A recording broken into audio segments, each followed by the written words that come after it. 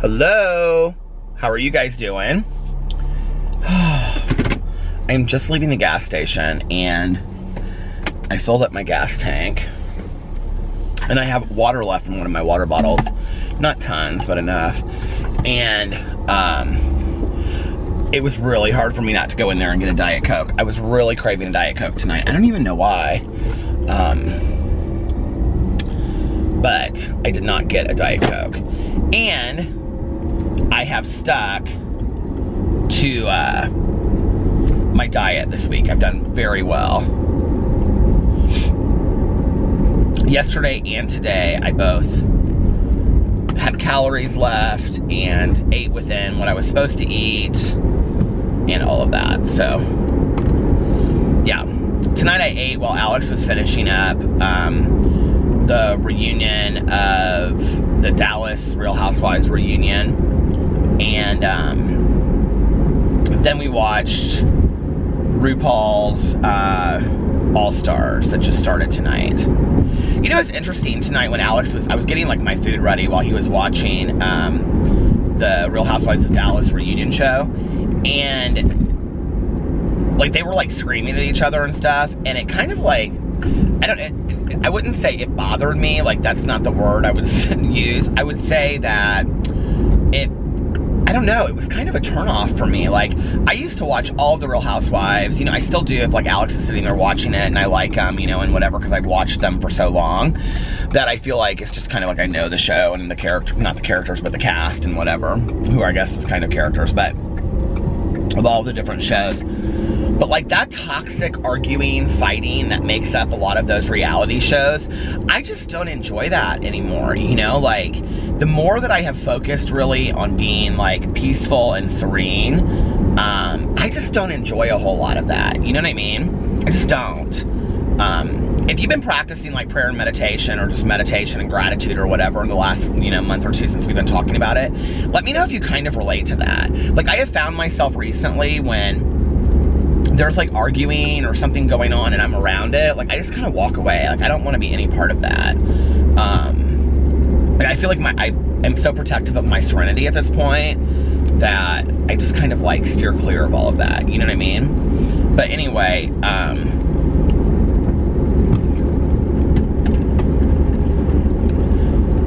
so yeah, so let me see how my day was. Well, let me tell you how my night ended last night. So I got off my vlog from doing my vlog and I finished Harry Potter and the Goblet of Fire, and I made my review video of that today and posted it on my BookTube channel.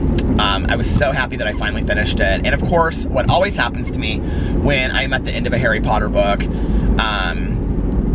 happened, and well, since I've been listening to them on Audible, and that is that like 2 hours before I'm ready just to finish it and like not have to read another one for a while, and then I get done with it, and right as soon as I'm done I'm like, I want to start it, I want to start the next one. Like I'm ready to start the next one. And this one even kind of like, I wouldn't say that it necessarily ended, if you guys have read Goblet of Fire, you know what I'm talking about. I wouldn't say that it necessarily ended on a cliffhanger, but it ended with a lot of stuff that you don't know. And so you know going forward, like things are kind of forever changed from Goblet of Fire to the Order of the Phoenix. So I kind of want to find out some of those things, you know what I mean? But I didn't love the start of it, so the end of itself totally redeemed itself. And now I would say my favorite book out of the 4 that I've read so far is Goblet of Fire. Yeah. And then I started last night, because you know I want to start a Christmas book, right? But I didn't, because I have been dying to start the Audible exclusive Evil Has a Name, which is mostly written, it's like co-written by like 3 different people. It's not really even like a book, it's not like an audiobook, it's mostly like a kind of like a podcast. Like I would call it like a documentary podcast, because that's kind of, it's all like, you know, you're not watching it, right? But it's about the Golden State Killer, and it's with Paul Holes, who is the investigator. But it also has a lot of the victims on there telling their stories, and it is so good, you guys. I've already listened. I have like 2 hours left of it to listen to, and so I'm gonna try to finish it tonight. It is that good. But I will tell you, I don't know why specifically that case really scares me. But like just hearing it, and it's kind of like they have it mixed in with like eerie music and all this kind of stuff, but like it really kind of scared me a little bit listening to it last night. I don't know. So if you guys are like, if you're on Audible and you're listening and you're looking for a really good book to listen to, something that is scary though, but it's true crime, I would tell you to listen to Evil Has a Name. And it's an Audible exclusive. You can only listen to it on Audible. I'm almost positive of that. It's not like in book form or anything like that. And Paul Holes, the investigator, is one of the people on there. And what's her name? Carol. I can't think of her last name. Carol Days, maybe. She was the woman detective that went to every rape that occurred and worked with the victims. And the way that these victims talk about her, Carol Davis, maybe, I can't think of what her last name is, but the way that they talk about her is just like, it's really interesting. And, you know, they go in there and they talk a lot. She talks a lot about that, you know, after a victim is raped, then when the police are taking information from them and fingerprinting them and having to do like, you know, a rape kit at the hospital and all this kind of stuff, she talks about like how horrible it is what the victims have to go through afterwards just to report the crime. And that on top of that, the stigma that goes along with rape, or at least more so back, you know, in the 70s. And then she goes, and they talk about the stigma in there too. And then she talks about how like there was never a time that they went to the emergency room that they didn't have to wait an hour or 2 hours. Can you imagine that? Like after going through that traumatic situation and, you know, being tied up and raped and all of that kind of stuff, and then having to go to the emergency room and sit there in the emergency room waiting area for 2 hours. Like I don't know. I just felt so bad listening to these women's stories, and they were so strong telling their stories, you know, and it was interesting because one woman is talking about how like they were like in the military and stuff, and that's why she thought maybe he was in the military, because he had said some things to her about like the officers club, and so she was at a party after that, and like the only people that knew that she had been raped, because of the stigma attached to it, she didn't want anybody to know, was like her two closest friends and her husband. And so she was sitting there at a party, and these women were talking about it, and they were like, you know, like, I don't understand why the women didn't run. And then the other woman said, well, I heard that he cuts off like their nipples and things.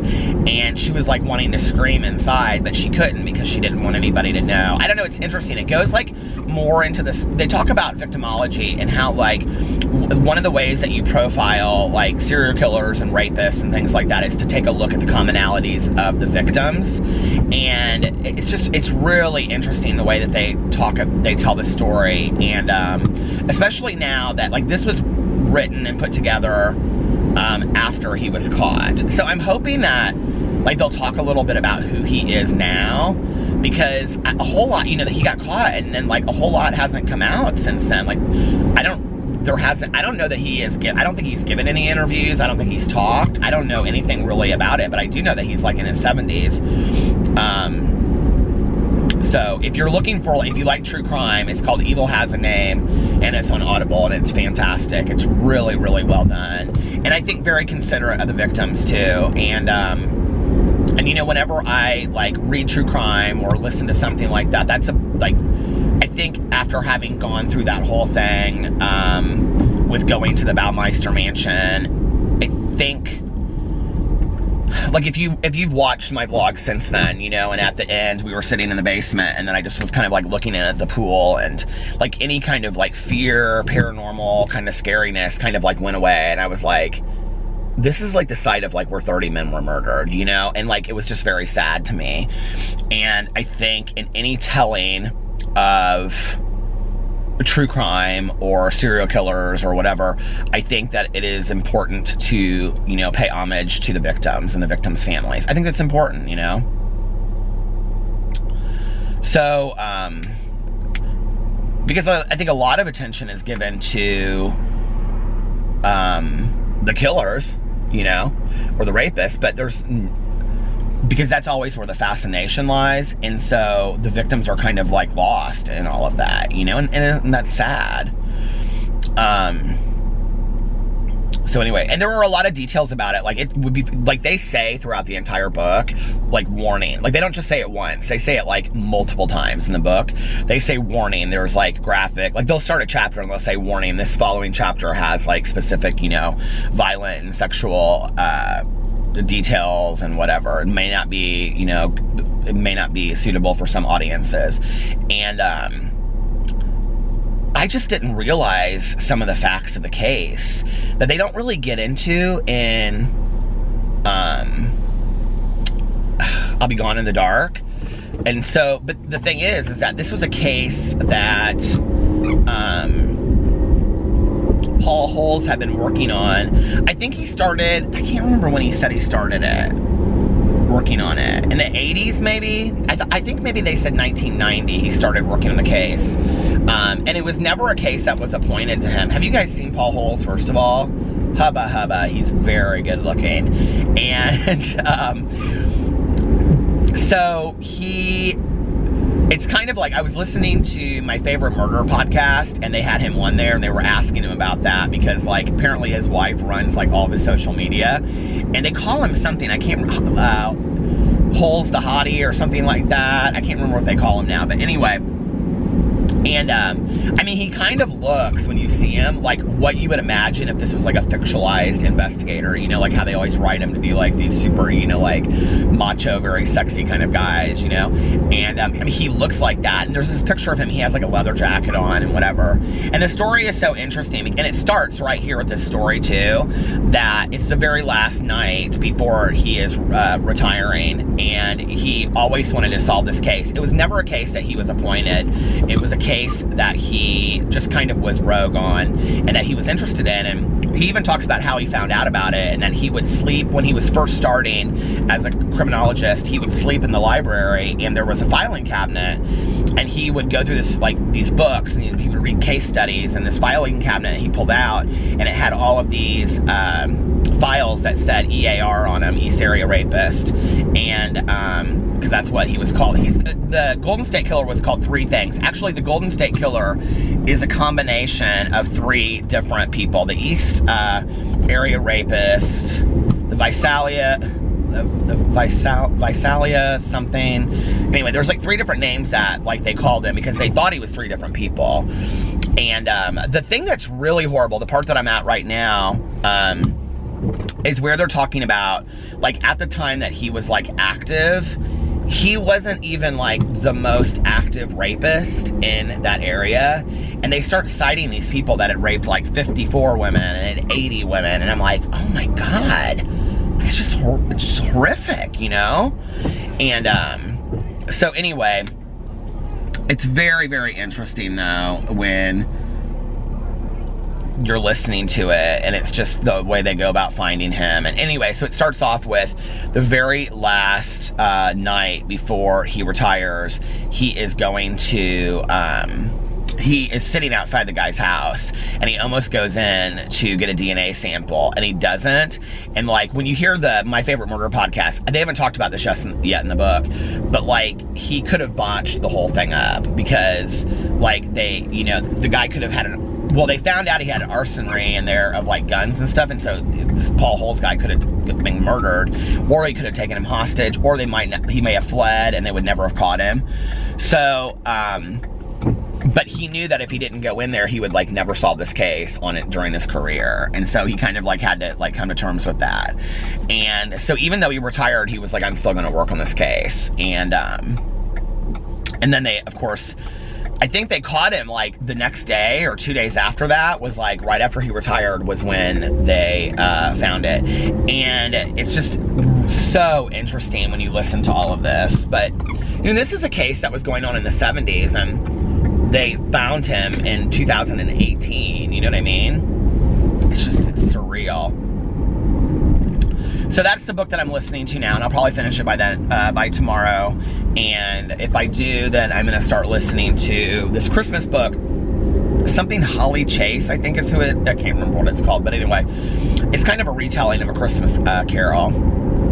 And it's a young adult book, and a bunch of people have recommended it to me. So that's going to be the next book that I listen to. And then I'm finishing The Quickie by James Patterson at home. And I'm also finishing this Brian Selznick book that I've been reading for months that I just never pick up, and I want to finish it before the new year. Yeah, and that is what I did last night, and then I went home and couldn't fall asleep because I was thinking so much about this book. And let's see, what did I do today? I got up and did my prayers and my meditations. Oh my God, I used that eye cream last night that Elle Leary sent me. It is so fantastic. It is like kind of this like, it almost kind of has the consistency of like a thick foundation. It's like matte almost. And you can't see that you have it on your eyes. And in the instructions it said to put it on in the morning too. And so I put it on my eyes this morning, and like it really made my eyes look a little bit better. And then I also got this, so thank you, Elle, that she's so sweet. She comments literally on every single one of my vlogs. And but anyway, I don't know how you get this thing, or if you get it every time you go to Sephora, but like once a month, I think at Sephora you get that bag. I showed it in here and I gave it to Tanya.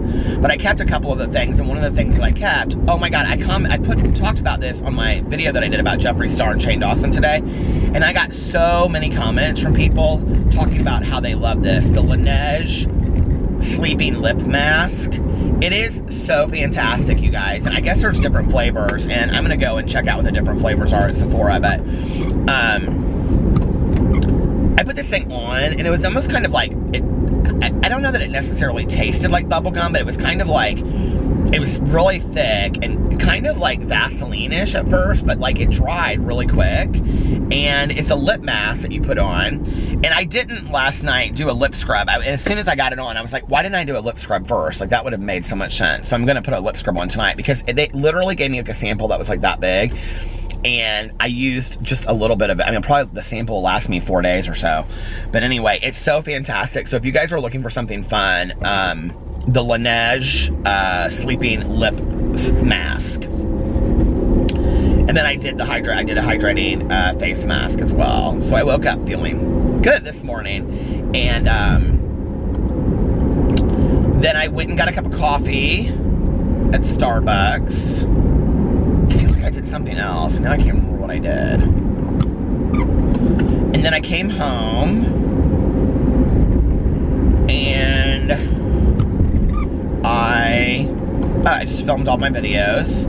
I wanted to film a video on my review channel today of the AirPods, but I didn't get to that because Alex was on his way home, because he got off kind of early tonight, and then and I didn't put up the Christmas tree. My one goal today, I didn't get the Christmas tree up, but I did get videos on all my channels except for my review channel. So, and Alex is off tomorrow. He's got to take his car in for something at noon.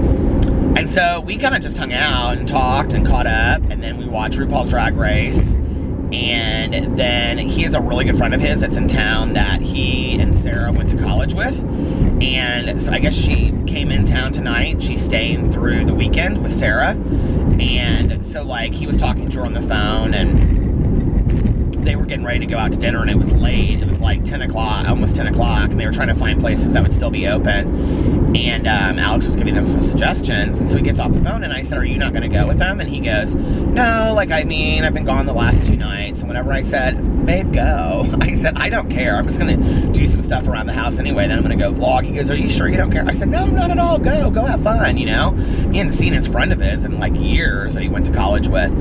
So he went and met them. And then he was home like within like an hour and a half, because I was getting ready to go listen to some music, and I was actually going to listen to my audiobook for an hour before I vlogged, because that is how into it I am. But I was like, no, I'm going to vlog first, and then I'll listen to my audiobook later. And so anyway, I was getting ready. I just given PPS medicine and taking the dogs out and stuff like that, and they all started going crazy because the garage door went up. And I was like, he's home already? Like, this is crazy. So yeah. And then I got my camera and everything, and he went upstairs and went to bed. And oh, I washed all the bedding today. That's one of the things I did. I totally figured out all of my gifts for Alex for Christmas, and they're very reasonable. And I'm not going to tell on here because I know somebody will tell him what he's getting. So anyway, but they're all very reasonable, and I know that they're things that he will love, and I'm not going overboard. So I'm kind of excited about that. Yeah, it's just been a really good day, you know? I feel like it's kind of like a joke probably when I say that to people now, you know, because it's like, oh, it's been a really good day. But it's like, most of my days really are pretty good, you know? And I was talking about this on my Purisms channel today, that because I did this video yesterday and it was addressing like building a foundation. And you know, it's something that I've always believed about in sobriety, that I did have a moment. I did have a breakdown moment today, but I'll talk about that in a second. I mean, it wasn't a bad breakdown moment. It was a good emotional moment, but if I talk about it on here, I'll probably get emotional again. So, but, you know, I believe very strongly in building a strong foundation for your life. And, that is so weird. I just passed by this church and it says Christmas series and it was called Fearless, and they had this big sign that said Fearless. And so anyway, I know there's somebody that's like, I live right by there, because there's a person that watches my vlogs and she lives really close to here, because whenever I mention that I'm right here, she always goes, oh my God, I live right by there. So hey, how are you? But anyway, you know, like for a long time I have believed that, and once I really stopped being so resistant in early sobriety and just kind of listened to what I was told to do by my sponsor, by people in sobriety, by the old timers and things like that, by what I had learned in treatment, all of it, you know, then what I realized was that it was very important for me to build a strong foundation for my sobriety. In fact, that's, you know, like, that first year, like when I talk about like how I went to my dad and I talked to him and, you know, said this is what I want to do, and you know, I went to 1 to 2 meetings a day, every day. I was in aftercare once a week, twice a week, counselor once a week or twice a week, and you know, all my friends were people that were sober, and I didn't even have a lot of friends, so it was lonely, but they were all sober, you know, and I had to like change everything. I had to build this really strong foundation for my sobriety. And you know, it's like when you're building a house, it's like you wouldn't go into building the house and the first thing that you're concerned about is what color you want your curtains or carpet. Like, I'm sure some people think about those things, but in reality, don't you really want a strong foundation? Don't you want drywall that's strong? And do you want it to be brick? Do you want it to weather any storm? You know what I mean? Like, that's what you want, a really strong laid foundation, right? So that down the road, okay, you can replace the curtains 1,000 times, but you can't rebuild the foundation to your house. And I think that recovery is like that, our lives are like that, you know, that you have to build a strong foundation. And in the last few months, since I have been focusing so much on, you know, getting up in the morning and doing my prayers and meditations and affirmations, and then focusing on, you know, being really positive, really serene throughout the day, that's my foundation for going through the day, each day, you know, stopped. So in the morning when I get up, me doing prayers, meditations, affirmations, taking a moment of silence and solitude, all of that is me building a foundation for my day ahead. And then what comes my way, it doesn't, I'm not saying that it doesn't affect me, but it doesn't affect me the way that it used to affect me. You know what I mean? And I think it's really important to do that. So, I don't know. So I don't really have really horrible days. I mean, I have things that happen throughout my day that piss me off or irritate me or whatever, but like I kind of move through it pretty quickly anymore. I really do, you know? And I'm getting ready to do this huge inventory. So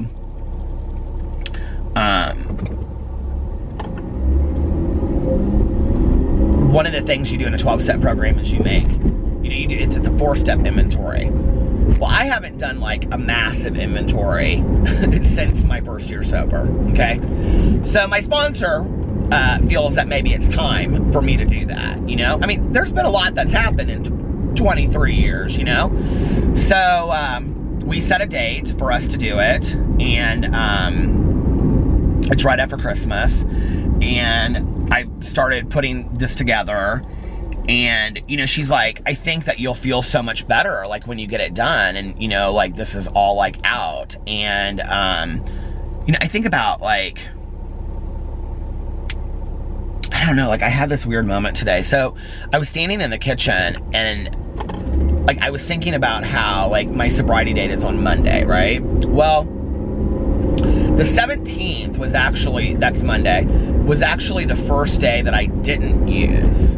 And so the 16th would have been the last day that I used, or the last day that I woke up, or the 17th would have been the first day that, like, I went to sleep, like, early that morning, woke up in treatment, you know, and was the first day that I didn't use going forward. So I was, like, standing in the kitchen, and I was thinking about it, and I was like, this is so weird, you know, like, and I knew that I kind of wanted to talk about the last night and stuff, you know, on here. One of the things that's weird is that forever, I talked about this recently, well, God, like in the last 2 months on here, because somebody, like, mentioned it, and then I looked it up myself. I had thought that the night that I went into treatment was a Sunday night going into Monday, okay? The reason I thought that was because the bar that I went to on the last night in Indianapolis was the Vogue. And at that time, the Vogue had this gay night out on Sundays, which was called Boing. And I couldn't really think of any other reason why I would have been there, okay?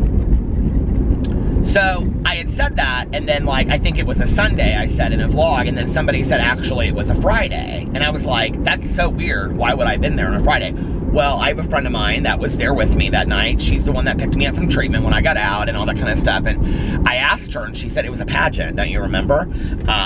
And so we were there for a pageant. And I don't remember a lot from that night. I don't remember the guy that ended up becoming my first boyfriend out of treatment, but he was the only one that really cared about me while I was in treatment, because she kept on telling me that he was asking questions about me. So, of course, that looked real glamorous and romantic to me when I got out of treatment. So today I was standing in the kitchen, and I was just, like, thinking back on the years. I mean, holy fuck, you know, excuse my language, but 24 years. 24 years. And, so I Googled, like, December 17th, 1994, and, like, one of the things that came, like, you know when you Google, like, something, it comes up, like, with the rest of what you could Google, and what came up it was December 17th, 1994, then right after that, like, it said, what happened on this day, or something like that, and I literally just started crying. I lost it. I was like, what happened that day, you know, like. And then it was weird because, like, underneath it was a horoscope, and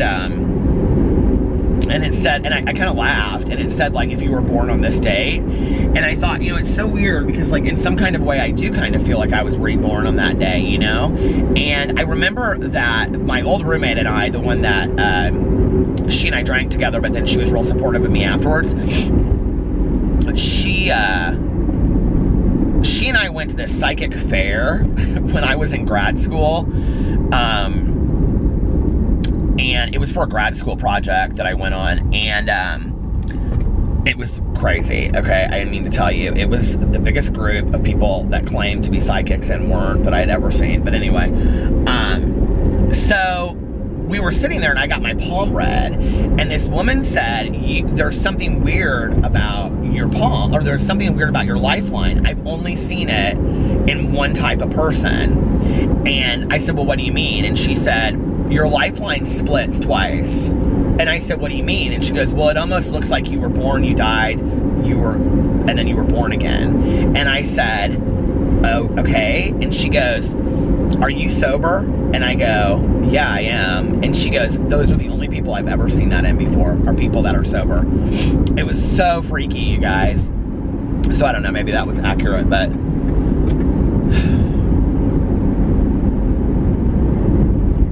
you know, I've been thinking a lot today about, like,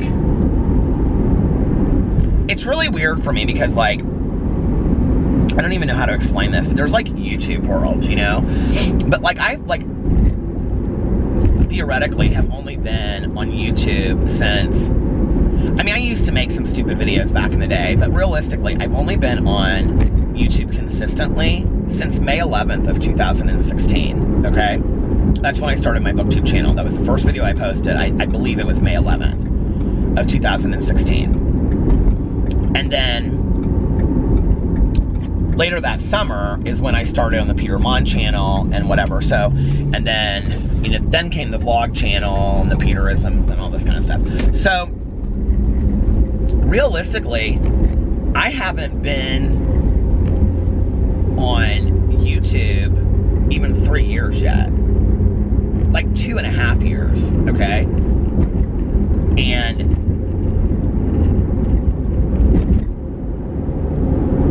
the reason I say it's weird is because I think most people, like you guys out there, only know me from YouTube, right? But I was a sober person, living a sober life, having a sober career, and doing all these things for 21 years before that. You know what I mean? And it's so weird to me, like, when I look back on this 24 years of my life, including YouTube, before Alex, you know, I mean, I had 2 long-term relationships before Alex. And, you know, I look back on all that. I have friends of mine that have passed away. They have long since passed away. You know, my mom's been gone 11 years. I mean, that's not, like, fresh. I mean, it's, you know what I mean? I miss her as my mom, but, like, let's just be for real. It's been almost 11 years. And, just so much has changed in 24 years. My life doesn't look anything the same as it did then, you know? And I didn't even know Tanya 24 years ago, you know? The greatest friend I've ever had, I never had even met 24 years ago. And would never have met had I not gotten sober. So,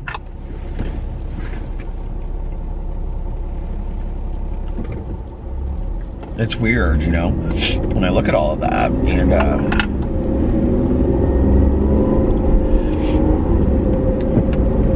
I think it's kind of scary to me sometimes, like, especially now.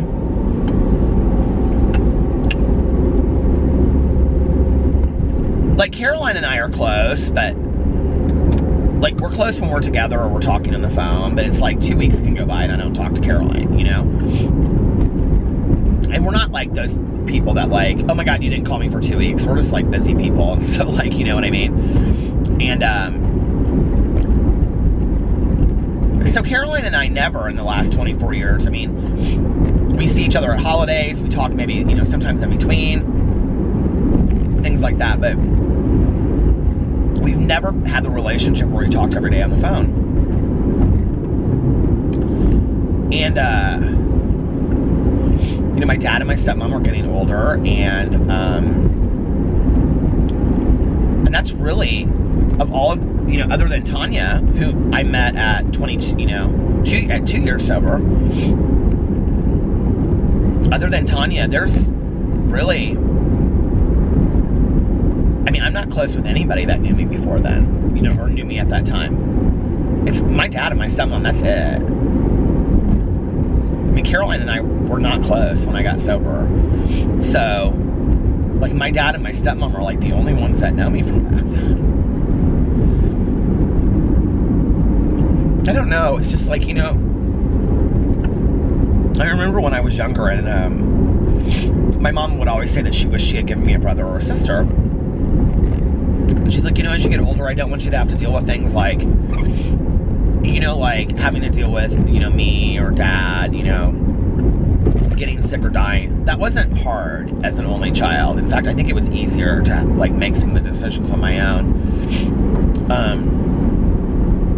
But she would say a lot of things like that, you know, and none of those things that she was ever concerned about, and maybe that's because she had a sister and so that was her point of view, were things that ever happened. The things that's hardest is that as time goes by, there are fewer and fewer people that know my past.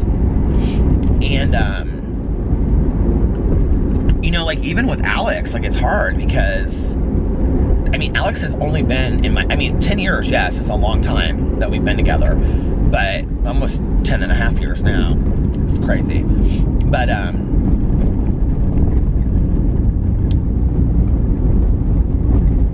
mean, he doesn't know all the people and the players and the things that, I mean, he's heard the stories, but, like, he doesn't really get it, you know? I remember when we first got together, we had been dating for like 6 or 8 months, and you know, like at a funeral, like they put those, like, you know, DVDs together of like the pictures of people, and all my friends got together, my aunt, and we like put all the pictures together. We were so excited, you know. Well, I still have that DVD, and I haven't played it in years, but I remember when these people have all kinds of stockings hung outside on their patio. Okay, hey Santa Claus. But anyway, I remember, like, I really wanted Alex to understand who my mom was, so I showed him this DVD, right? And I'm like sitting there, and I'm like literally just like bawling my eyes, like uncontrollably, like choking back tears, you know, like just bawling my eyes out. And I look over at him, and there's like no emotion whatsoever, right? And I remember being like,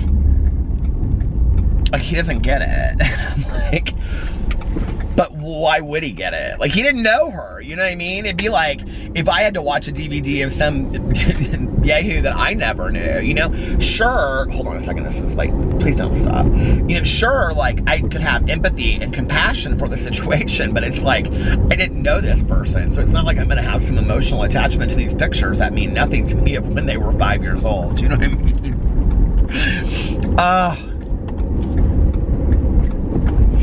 So that's hard, I think. You know, and if you're in a situation like that, you'll know what I'm talking about. I do want to say this.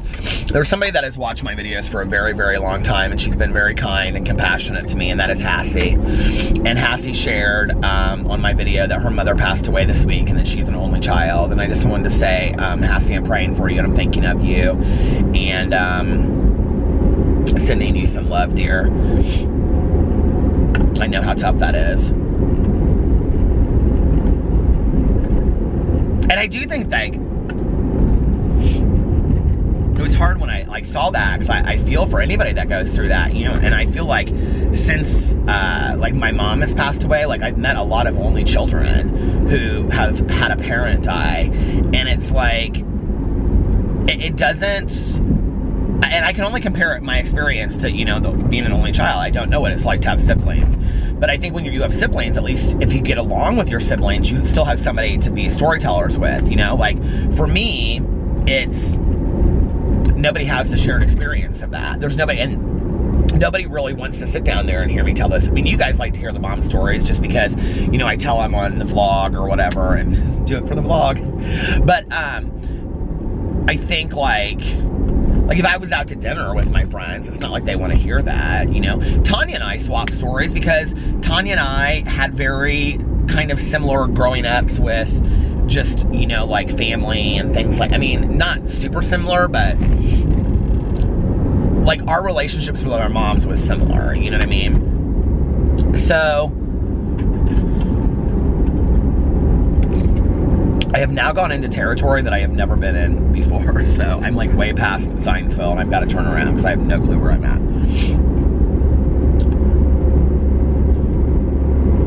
But I do think it's hard, you know, when there aren't a lot of people left that know your history, you know?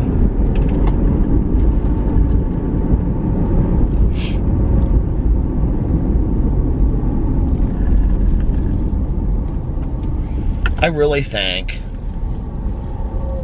this is pretty in here. I really think that, like, if I end up being the only one left, You know, I was talking about death last night, and I was saying that, like, I'm not afraid to die and all that kind of stuff. Like, I'm not ready to die. Like, don't get me wrong, you know? And yes, I have fear of it. I don't know what it's gonna be like, you know? I have no idea what that's, it does scare me. But not the way that I had it years ago, like this impending doom and fear of, like, I almost couldn't even, like, sometimes it would really, like, affect my sleep. I don't have that anymore. But, you know, if I end up being the only one left, like my dad is so healthy that he'll probably live forever. But if I end up being the only one left, like out of my dad, my stepmom, everybody, like, I don't know how I'm gonna be with that. Like, I really don't. Like, I've thought a lot about that. And, you know, if literally everybody is gone,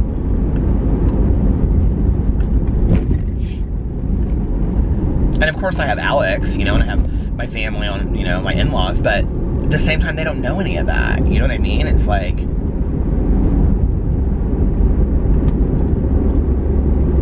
I don't know.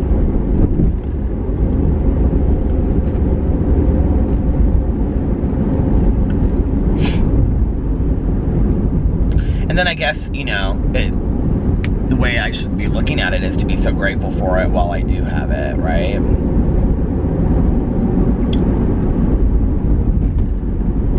This kind of went in a completely different direction tonight than I thought it would go, this vlog.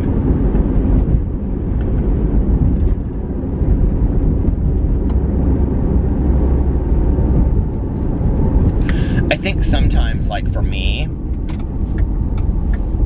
I think the reason why, like, I stay very busy, you know, just like getting stuff done, but also in my head very busy, is because then I don't have to think deeply about things. And sometimes when I start thinking about things on a deep level, like, I get upset about them, you know, like, I don't, like, not uncontrollably upset, but I, you know, kind of just get, like, I don't know.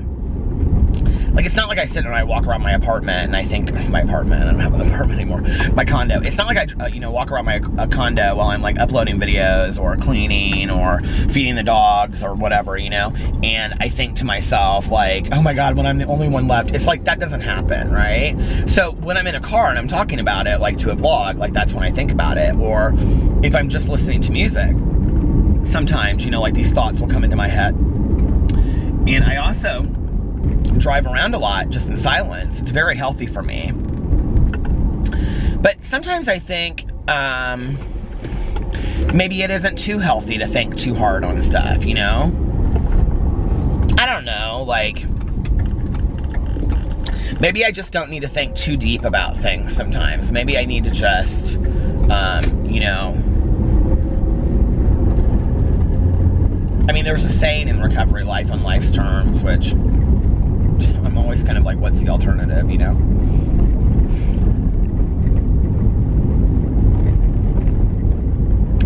But I do think that, like, I think in my past, like, there was a lot of self-created chaos, so to speak, about things that, like, you know, my old sponsor used to always say to me, 90% of the things that I worry about never even happen. And he'd say, you know, Peter, that is really you. Like, you borrow so much trouble. Like, you just get worried that this is going to happen. That he's like, you have no control over that anyway, you know? And, like, all this energy that you expend being stressed out about something that never even ends up happening most of the time, you know? And he was so right. But I think it's hard, you know, when that's who you are by nature. And I don't know. I did watch another Christmas movie today, though. Swing topics. I watched The Grinch Who Stole Christmas. Not the movie. I watched the cartoon version of it. So I have now watched 2 Christmas movies. I just don't feel like I've done anything Christmassy this year. And I do have to say, and this is kind of pity party for me for a second, that, like, I mean, kind of and not really, but it totally sucks because of this diet, you know, that I'm doing, or this lifestyle change. Like, I go to the grocery store, like, I went to the grocery store tonight and I got more cheese, and I got more cheese, and then I got more of these Morningstar hot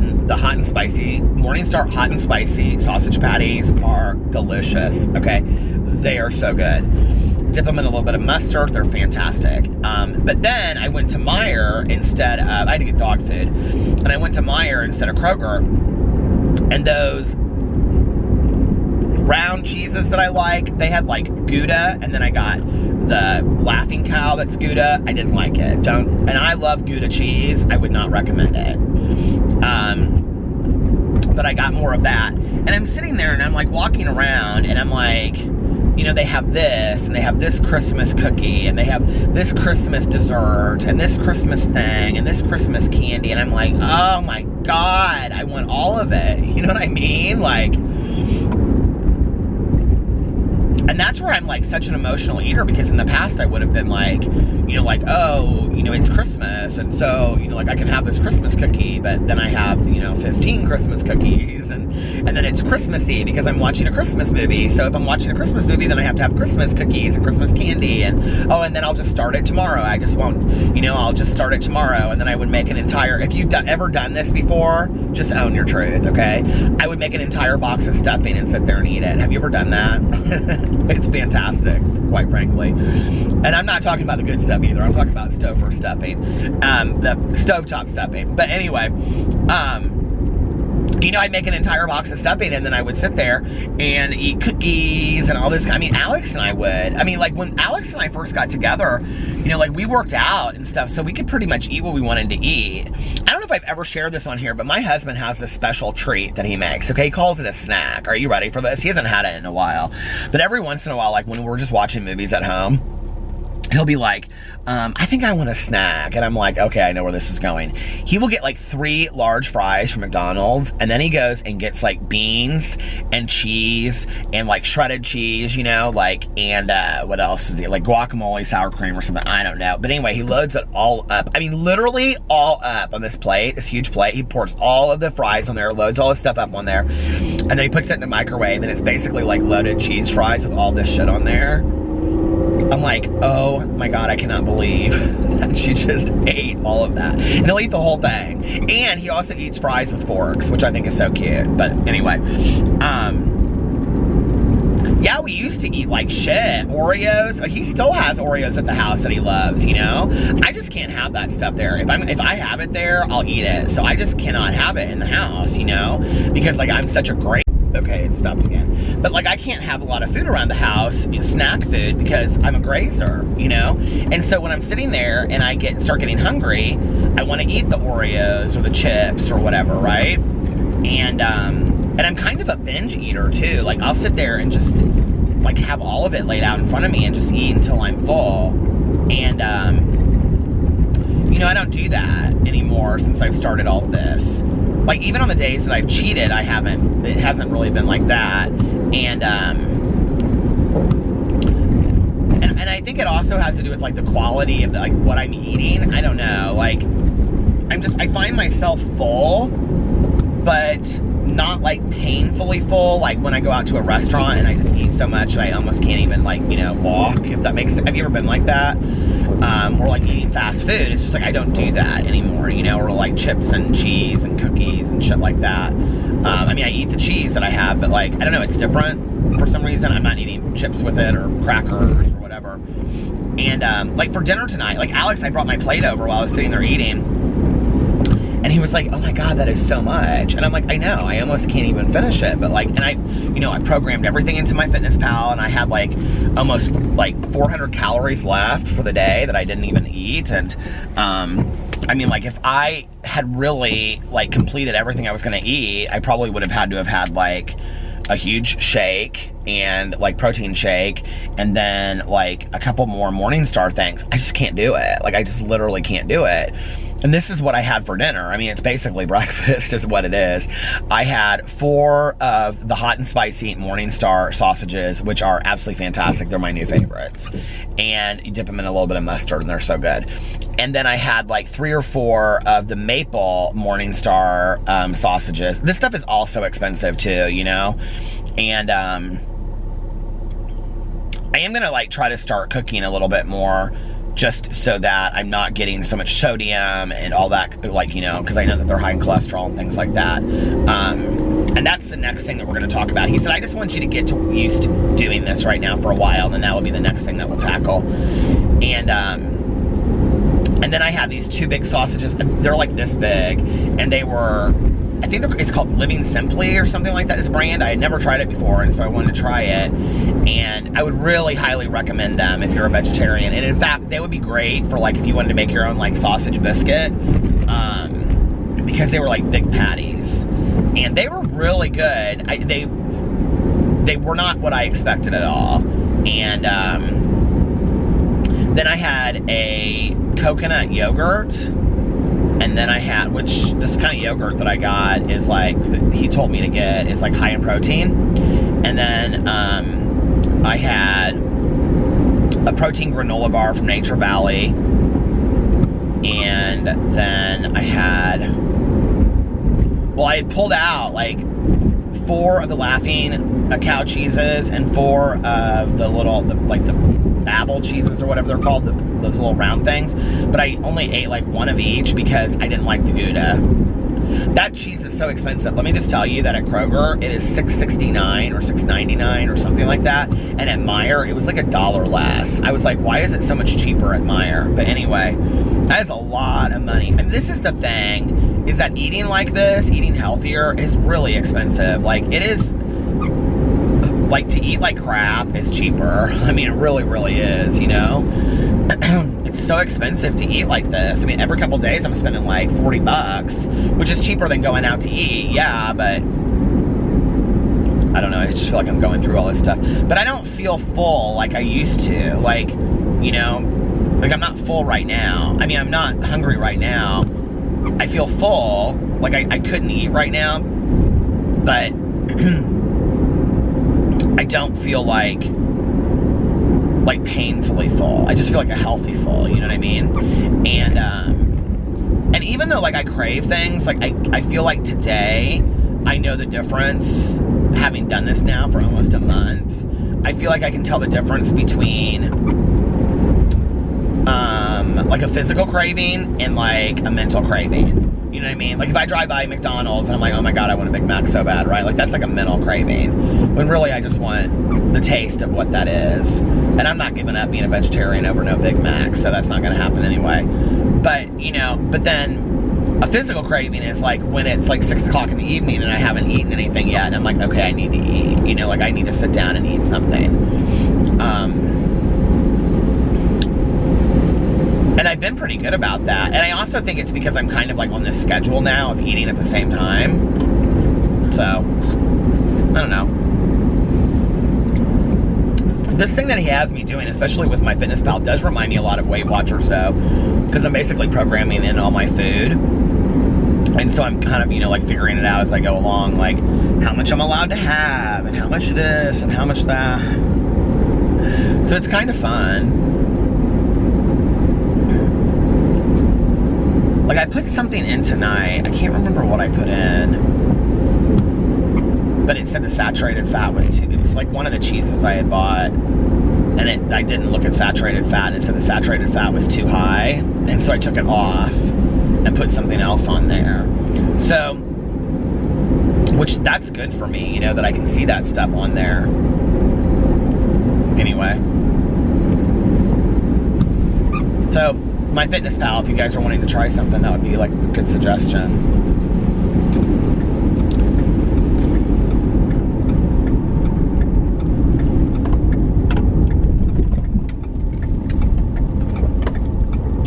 I find myself too, like, you know, last night I was talking about the peppermint ice cream, but like I find myself, was that last night that I was talking about the peppermint ice cream? I find myself thinking about my cheat day, and like it's different than how it was in the past when I would like try to lose weight and have cheat days. Like now I think about like just trying to keep it to going out to brunch.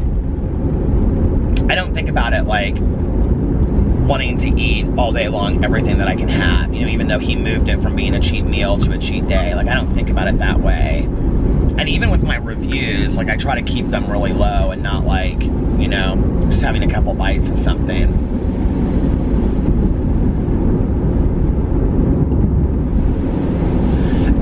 things that's been hard with my review channel is that I want to review all of these like holiday exclusive like food items, but I think like when the holidays are over, you know, it'll be more like as seen on TV kind of stuff, which I've kind of been holding back doing because I'm like, okay, well, you know, come the 26th of December, nobody's going to care if I'm reviewing, you know, like some kind of Christmas cookie. So if I'm going to do it, I better do it now. You know what I mean? So that's kind of why I have been doing those things now, and saving the other ones for later.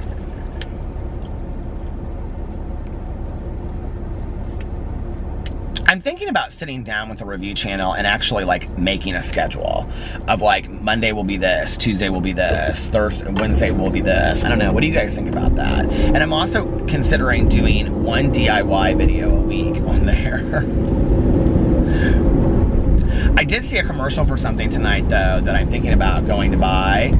And, well, I'll just tell you, it's not that big of a secret. It's the Elmer's glow-in-the-dark glue. Have you guys seen this? The commercial with the kids playing with it? I thought that would be kind of a fun review video to do, so I may do that. And it looks very much like that slime that everybody makes. That slime is basically like when we used to do haunted houses as kids, and that would be like that stuff that you'd put your fingers in and you'd be like, these are brains. That's basically what slime is.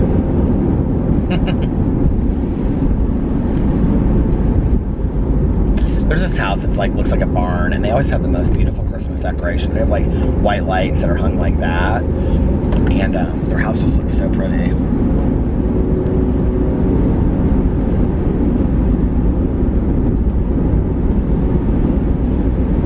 I don't know what we'll do tomorrow, besides Alex taking his car in. We had talked about maybe watching some movies this weekend, so maybe we'll do that tomorrow or Sunday. Tanya went and saw The Mule tonight. She said it was pretty good. The new Clint Eastwood movie. He looks like he'll be an Oscar contender for it. I mean, I was saying something to Valerie the other day because she said she wanted to see it. It does look good. You guys know what I'm talking about. He's like a driver for like a drug dealer, and it's like his last like one, and then they get caught or something. I don't know. That's what it looks like in the ad. I feel like every movie I've seen in the last couple months, like that's the ad. It's like on the advertisements, but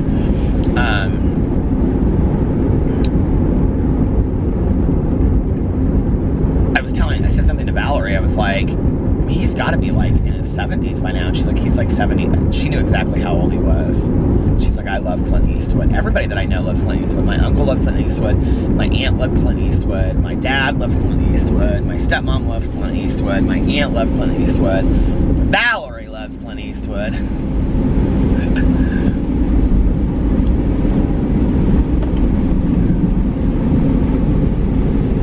I grew up on Clint Eastwood movies. My dad used to watch them back in the day. He loved them. Clint Eastwood and what were the Death Wish movies? Who was that guy? What was that guy's name? My dad loved all those kind of movies back in the day.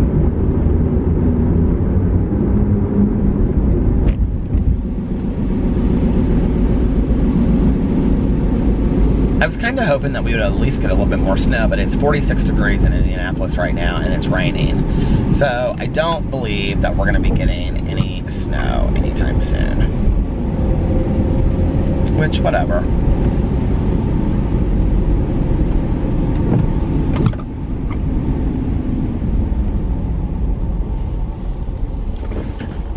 Every year I ask for a white Christmas. Do you think I get it? No. I don't remember actually last year if it snowed on Christmas or not. But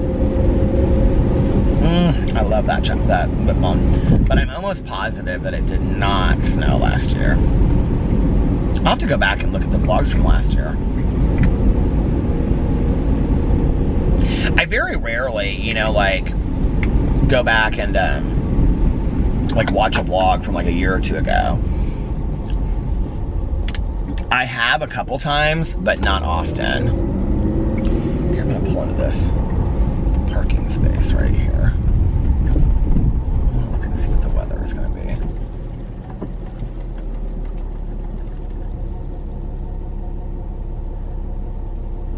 Dun, dun, dun, dun, dun. I just pull up my Fitness Pal and said the weather. I don't know why.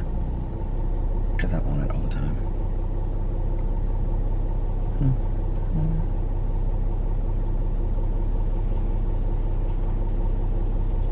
Yeah, no. Oh, I don't know. Wait. Monday the 24th. Oh, it says PM snow showers. Snow showers. And then Christmas, AM snow showers. Maybe it will be a white Christmas. Oh, that would make me so happy.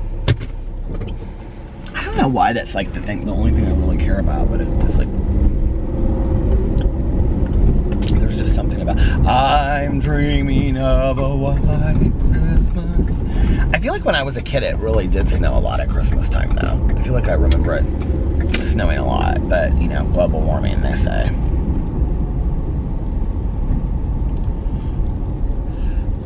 Driving by all the bars in Broad Ripple tonight. Let's see what's going on here. It's warm out, so like everybody is up and out. It's not warm, but it's 46, so it's not like cold. All the college kids from Butler and IUPUI and University of Indianapolis, they're all out. These are like college-y bars that I'm passing. Like this one right here is called Brothers, and then Kilroy's is up there. Well, Kilroy's isn't really a bar, it's more of a restaurant. But it's kind of a bar. Like they have one at like Indiana University.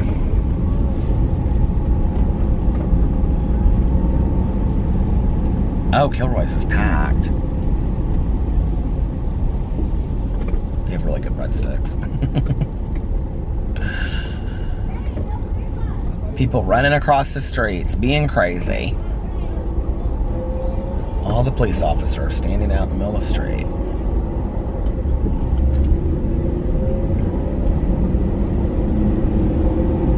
I used to do all this, I don't know how. Sometimes I think it would be fun, you know, and like I don't dislike going out, but often when I go out, I feel really old.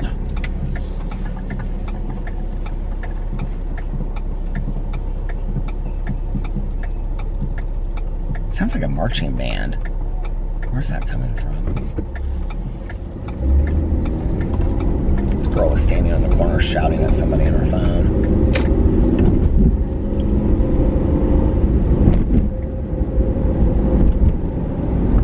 I think I would have made a good cab driver, don't you think? If I was a taxi driver. Oh, there's another channel for you, Peter. Start a Uber driving business, and then you could just like do like, you know, what's taxi cab confessions? You could call it Uber unveilings, and then you could just drive people around and you could ask them questions and they could tell their truths of the night, you know? And that would be your next channel. That would actually be an interesting channel. I would love to do that. Or people would have to consent to it though, you know? That ain't gonna happen. The sign just says pizza.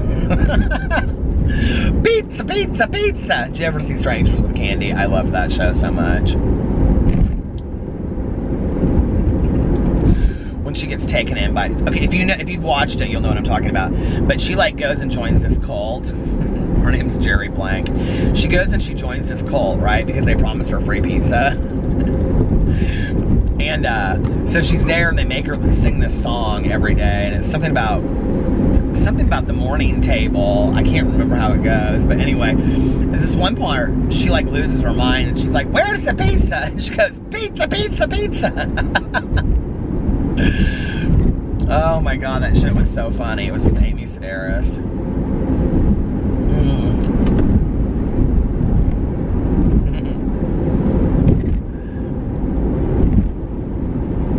I don't feel like we have any good shows like that on anymore. You guys probably all disagree with me. I'm not like a big like funny like TV show like that. I don't love like funny TV shows. I mean, there's a few like Roseanne and like Love Boat was like cheesy funny, you know, back in the day. But like what else? I can't even think. Is there anything that I watch now that I think is like really funny? Alex watches a few shows that are kind of funny, I guess. I don't know. he watches so many random things. Like, he watches, like, Grey's Anatomy, but then he watches, like, The Real Housewives of every county, except for New York. He hates New York. He doesn't watch New York. I have no idea why. And then, New York's one of my favorite seasons, or, towns. Not towns, but, you know, Real Housewives shows. And then he watches, like, all of the Marvel shows, like, The Arrow and all that kind of stuff. But then he also watches, like, what's that show, Girlfriend's Guide to Divorce or whatever? He loves that show. And then Vanderpump Rules. Oh, and then an ad came on tonight. Lindsay Lohan has a TV show where she starts a beach club. Have you guys seen this? She starts a nightclub. She's like, people always have criticized, her lips are so huge in this ad. And she's like, people have always criticized me for clubbing so much. I mean, isn't she like almost 40 at this point? And she's like, I thought, why not start a club? And then she's like, something about being a boss lady or whatever. You know, it's just going to be her about bossing a bunch of people around, right? Well, just because you go to a lot of clubs doesn't know that you know shit about running a club. That's just what I'll say. But anyway, just because you like food doesn't make you a good cook. So, Alex was like, PB, it looks like we need to fill out an application so we can be on that show. I said, you'd be on that show? He said, oh my God, I would love to be on a show with Lindsay Lohan. What kind of happened to her? It's like that Tara, what was her name? She kind of just fell apart. It's sad, isn't it? Whatever happened to Daryl Hannah? I talked about Deborah Winger on here one time, and then somebody said that she's on this show on Netflix. And I love Deborah Winger, and oh my God, Terms of Endearment, but I also loved her in Black Widow. But Terms of Endearment was kind of like my mom and I's movie. Like, we loved that movie so much, both of us. I can still cry every time I watch that movie. But if you've never seen it, Black Widow with her and Teresa Russell is fantastic. It's one of the best movies ever. And so anyway, I was like, well, whatever happened to Deborah Winger? And somebody commented on here that she was like on this show called The Ranch or something on Netflix. The other day it came up as like suggested on my Netflix, and I had completely forgotten to go look it up. And so I was like looking through it, and there was like 5 or 6 seasons to it now, and I was like, oh my God, I didn't know that there were that many seasons on here of this. I was like, well, maybe I need to check it out. Who else? Daryl Hannah, what happened to her? Kim Basinger, whatever happened to her?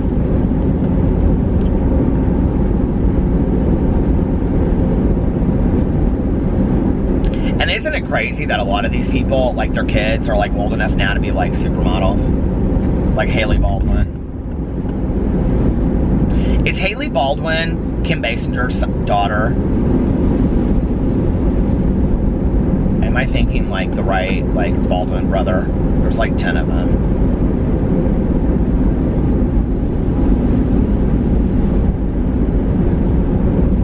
I used to think they were so sexy back in the day.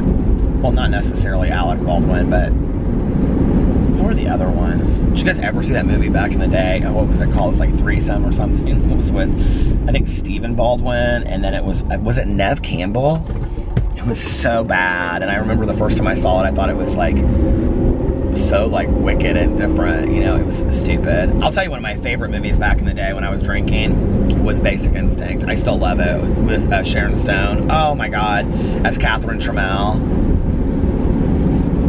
That was such a fantastic concept for a movie when it came out. I mean, like, really ruffled feathers. Do you remember that movie? Like, when it came out, like, oh my God, people had issues with it. I mean, Full Frontal, with her uncrossing her legs in the investigation, my Lord.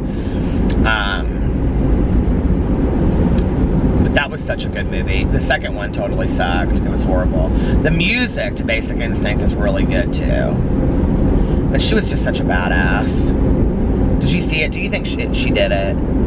Are we supposed to think that she did it at the end when she picks up the ice pick and then she throws it down on the floor? I don't know what I think. I don't know if I think she did it or not. All of those like 80s vixens. What other? Who else? Who is the one that was in Sea? Was it Sea of Love? That was such a great movie. I feel like Hollywood has changed so much, like, you know, from like the 80s to now, like what kind of, I mean, back in those days, do you remember we had those like adventure comedies, like Ruthless People, Romancing the Stone, you know, all of those movies. What were the movies with, what's the woman that was on Cheers, and I can't think of her name now, the blonde on Cheers, and she, and I think it was Bette Midler, they go on some like trip, and they're like, do you guys know what I'm talking about? I miss all those movies from back in the day. That's basically all the movies that I have in my office, like Adventures in Babysitting. All of those movies. I love those movies. I loved the Romancing the Stone series. Like, what was it? Romancing the Stone, and then Jewel of the Nile. Was there a third one? I feel like there might have been a third one. That was really good. Are Michael Douglas and Catherine Zeta-Jones still married? Does anybody care? Oh my God, those Ocean's 11 movies, though. Those Ocean's movies, I feel like, are kind of like that. Alex and I were going to watch that. Is it called Ocean's 13 or Ocean's 8 or whatever with the women? That's supposed to be really, really good. I want to see that. There's all kinds of movies out that have been released on DVD now that I haven't seen that I want to see. And so I need to... we need to watch some of those movies and get caught up. Get caught up.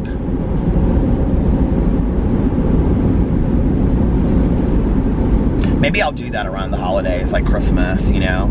His family loves to just sit around and watch movies. It stopped again. I didn't realize I'd been vlogging for so long. Anyway, yeah, his family likes to sit around and watch movies a lot on like Christmas Eve. So we'll probably go to Caroline's, and then after that go over to his family's house. They just like kind of hang out. I remember like the first Christmas that I spent with Alex and his family. I went over there, or we went over there, and we just kind of like sat around for, I mean, literally for like hours and talked and played music and ate and talked and danced and played some more music and stuff. And I thought we were getting ready to go. Like, I thought, like it was late in the night, you know? And I was so tired, and I was like, okay, I'm like ready to go. And I didn't say anything, you know, because it was like my first Christmas with them, and I had never really like done that before. And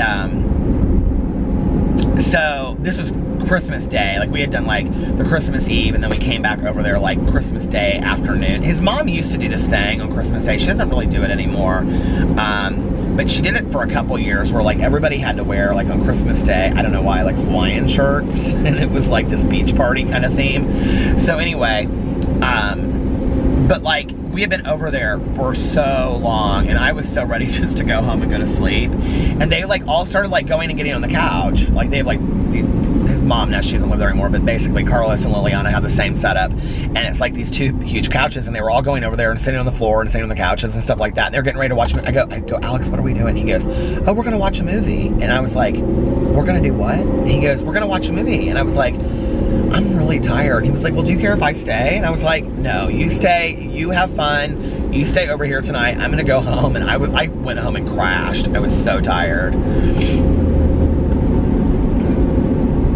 Now I'm just kind of used to falling asleep on their couches over there. If I get tired, I just like fall asleep. If you can't beat them, join them, you know what I mean? The holidays are always so much fun with them, though. I am gonna have to bring some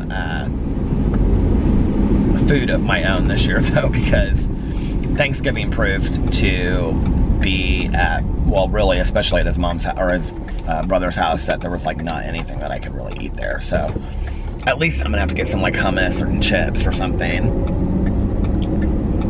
for that day. Bring some cheese. That will probably be a cheat day for me. I mean, it's Christmas, you know.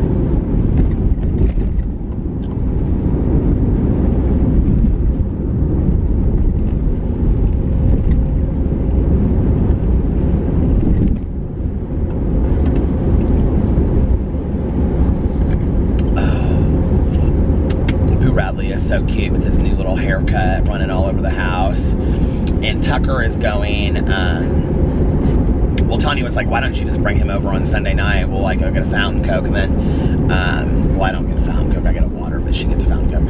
And she was like, why don't you just bring him over on Sunday night, and then that way he'll just be here when she gets here on Monday morning, then she can get him done early, and then you don't have to come and get up in the morning on Monday and bring him over. I was like, oh, thank you. I was like, because that getting up at 7:45 in the morning stuff to bring, when I've been up all night long vlogging and talking on audiobooks and stuff, that's a little tough on me, you know?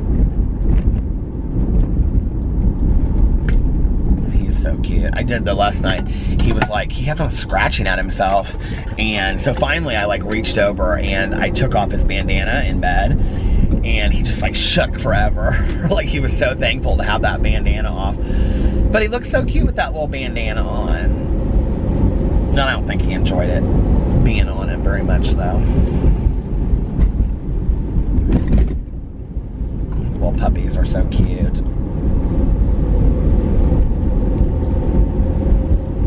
Oh man.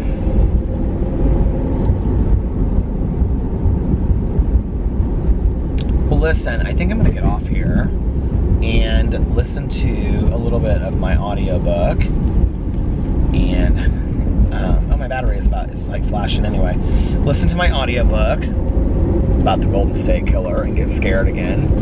You guys really should listen to it. It's really good if you have Audible. And if you don't have Audible, you can try it for 30 days for free, and then just cancel after before your thing 30 days goes. But you get your first book for free. And no, it's not sponsored, but I just so believe in Audible so much. But anyway, I hope you guys are having a fantastic Saturday. I love you, and I will see you tomorrow. Bye.